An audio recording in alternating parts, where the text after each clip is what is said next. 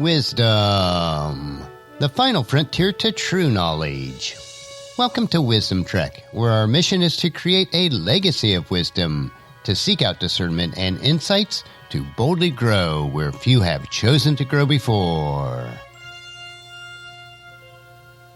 Hello, my friend. I am Guthrie Chamberlain, your captain on our journey to increase wisdom and create a living legacy.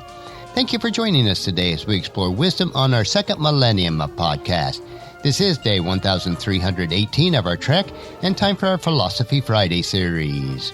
Each Friday we will ponder some of the basic truths and mysteries of life and how they can impact us in creating our living legacy.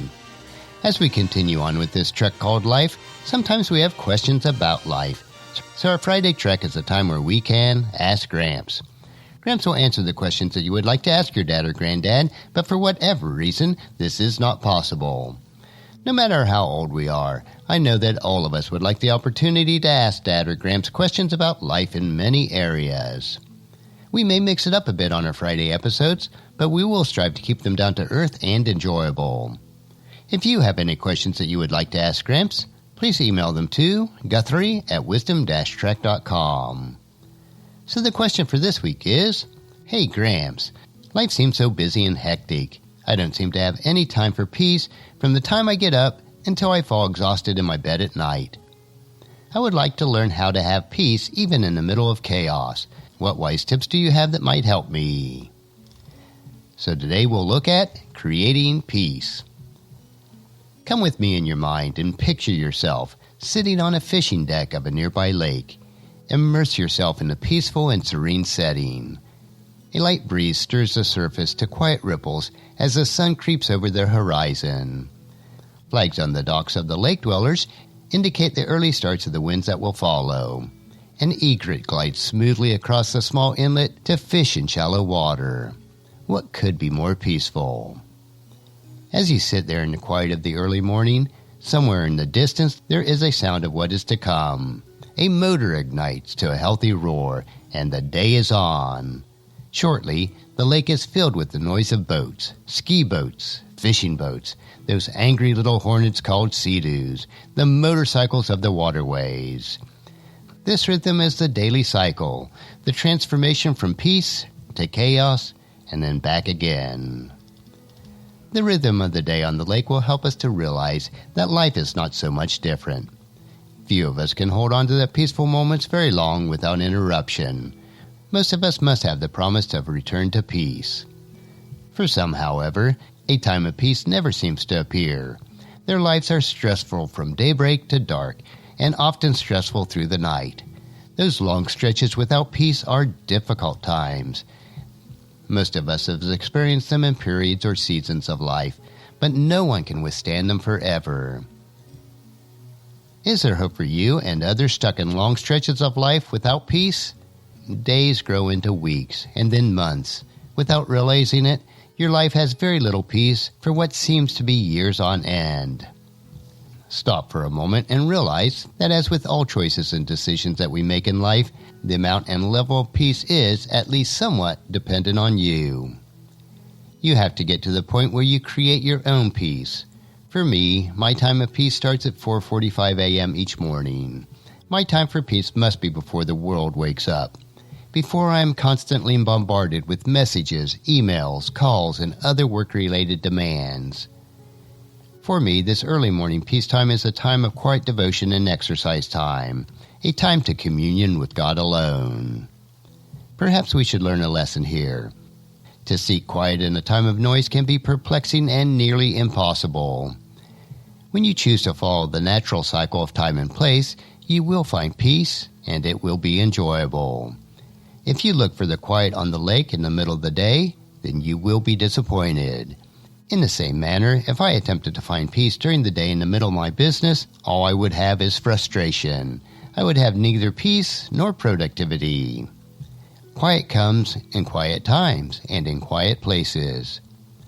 Don't try to force life against the grain, or you will be constantly irritated.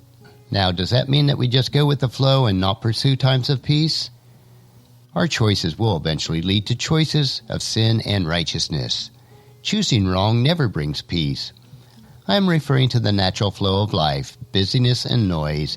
You must consciously also choose times of peace. When it comes to inner peace, there is no true peace without God. All of the adjustments that we make to times and places will not compensate for the stress of an undirected life. Let me drive the point home.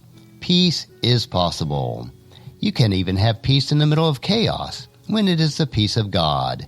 Jesus Christ promised us peace in John chapter 14, verse 27.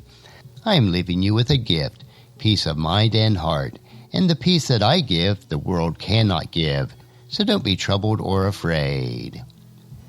God can give us peace even in the middle of life's busyness and noise.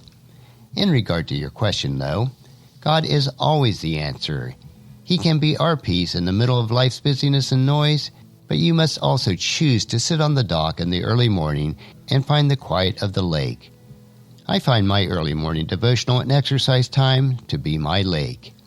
David, the shepherd king, knew the true source of real peace and quiet when he wrote Psalms chapter 23, verses 2 and 3. He lets me rest in green meadows. He leads me beside peaceful streams. He renews my strength. He guides me along right paths, bringing honor to his name. Many people today are searching for quiet waters in the world of raging storms. We all need the constant restoration of our souls. May you find this grace in your quiet place and the restoration for your soul. And that's a wrap for today's question. Join us again next Friday for another question on our Ask Gramps episode. Our next trek will be Meditation Monday, where we will help you to reflect on what is most important in life. So encourage your friends and family to join us and then come along with us on Monday for another day of Wisdom Trek, Creating a Legacy. If you'd like to listen to any of the past 1,317 daily treks or read the associated journals, they are all available at wisdom-trek.com. I encourage you to subscribe to Wisdom Trek on your favorite podcast player so that each day will be downloaded to you automatically. And thank you so much for allowing me to be your guide, your mentor, but most importantly, I am your friend as I serve you through the Wisdom Trek podcast and journal each day.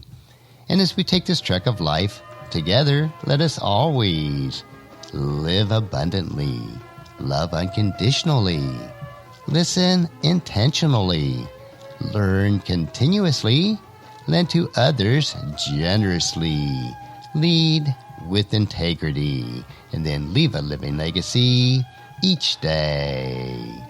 I am Guthrie Chamberlain, reminding you to keep moving forward. Enjoy your journey, and then create a great day every day. See you on Monday.